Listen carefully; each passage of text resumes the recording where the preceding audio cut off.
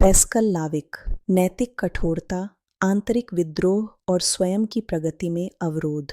Pascal लाविक की आत्मा का गवाह, जो स्वर्ग और नरक के दूसरे भाग में प्रस्तुत किया गया है, एक आध्यात्मिक स्थिति को प्रकट करता है जो चेतना की कठोरता, विचारशीलता के प्रति प्रतिरोध और स्वयं की नैतिक जिम्मेदारी को स्वीकार करने से इनकार से चिह्नित है। उनकी कहानी दिखाती है कि दुख केवल गलतियों की गंभीरता के कारण नहीं, बल्कि उनके प्रति आंतरिक दृष्टिकोण के कारण स्थायी हो सकता है। पैस्कल लाविक बौद्धिक स्पष्टता और संरक्षित पहचान के साथ प्रकट होते हैं, लेकिन वे चिड़चिड़ापन, कड़वाहट और विरोध की भावनाओं से ग्रस्त होते हैं।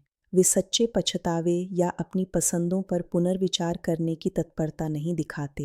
इसके विपरीत, वे इस विचार का विरोध करते हैं कि उनकी वर्तमान स्थिति उनके कार्यों का स्वाभाविक परिणाम है और एक रक्षात्मक और चुनौतीपूर्ण दृष्टिकोण बनाए रखना पसंद करते हैं।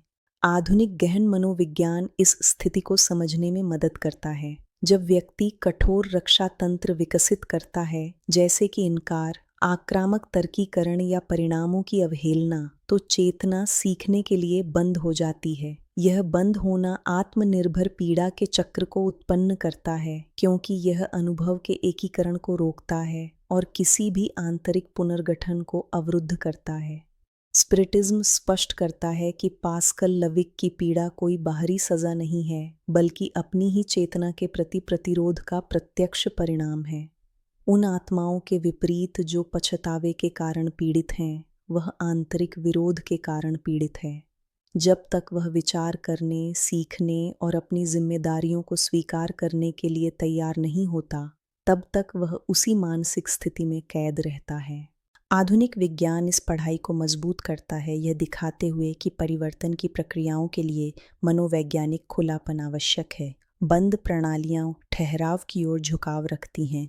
मनोविज्ञान में संज्ञानात्मक कठोरता परिपक्वता के लिए सबसे बड़े बाधाओं में से एक है। आध्यात्मिक स्तर पर यह कठोरता प्रगति में देरी और दुख के विस्तार में परिवर्तित होती है। पैस्कल लाविक के गवाही का एक और महत्वपूर्ण बिंदु विस्तारित सहानुभूति की अनुपस्थिति है। वह अभी भी दूसरों पर अपने व्यवहार के वास्तविक प्रभाव को समझ नहीं पा रहा है। जागरूकता अपने व्यक्तिगत असुविधा और व्यक्तिगत अन्याय की भावना पर केंद्रित रहती है। यह संकीर्ण दृष्टिकोण आंतरिक मुक्ति के लिए आवश्यक व्यापक नैतिक भावना के विकास को रोकता है।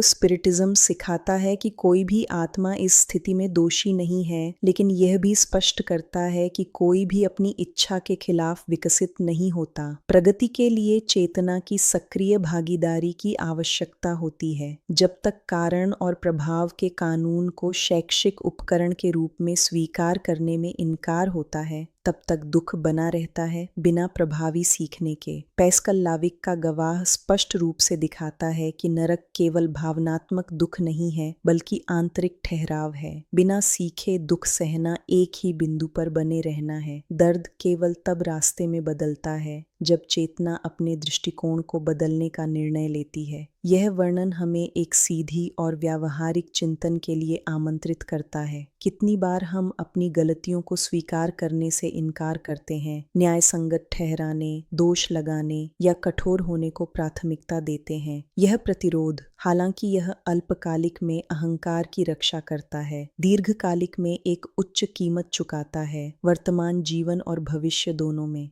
पैस्कल लाविक हमें विपरीतता के माध्यम से सिखाते हैं कि मुक्ति का पहला कदम तीव्र भावनात्मक पछतावा नहीं, बल्कि अपने आप के प्रति बौद्धिक और नैतिक ईमानदारी है।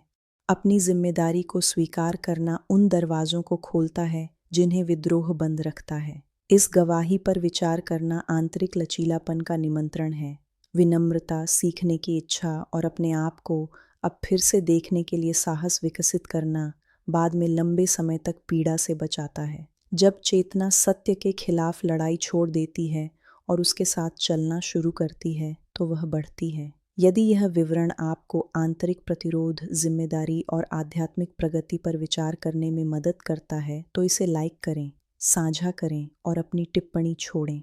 आपकी भागीदारी इस संदेश को और अधिक लोगों तक पहुंचाने में मदद करती है।